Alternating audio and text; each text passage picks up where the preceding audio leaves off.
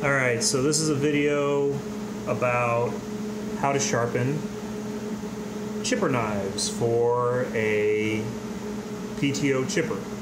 I've got an Echo Bearcat model 554 chipper. It's a little bit older, but man, do I love it. And I was looking on YouTube for something about sharpening chipper knives, and there wasn't anything that I considered acceptable because they were all super complicated. I mean, one guy was using whetstones, another guy was using clamping them all together and just doing it with a belt set or a handheld grinder, and neither one of those seemed doable to me. So I came up with a way of doing it myself using this. This is just your standard chisel honing guide off Amazon. They're about $20 and I use them for all kinds of things around the shop. But one thing that it does just perfectly is it fits my chipper knives. It opens just wide enough to get the chipper knife in there. See, just like that. And what we're going to do is we're going to come here to our drill press table, which is the flattest thing in my shop. And we're going to match the bevel just like that.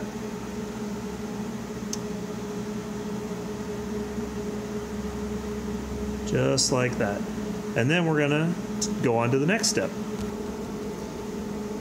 All right, so now we're at the pivotal piece of equipment for sharpening your chipper knives, a benchtop belt sander. And this is all you need. You need a chisel guide and a benchtop belt sander.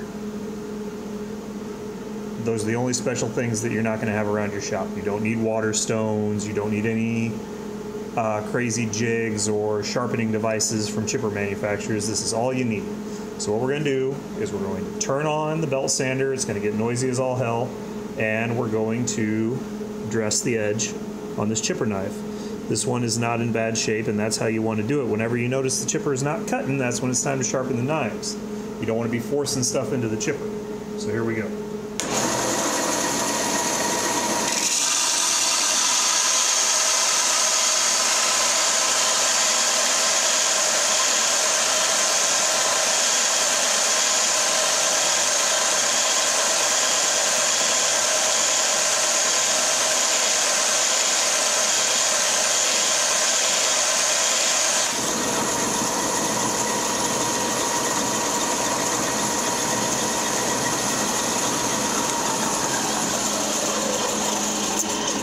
And that is all it takes when you're maintaining your chippers properly, or your chipper knives properly.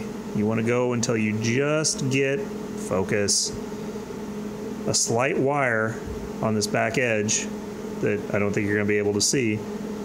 And that's all it takes. Once you get that wire, then you can just work that wire off by hand with a file.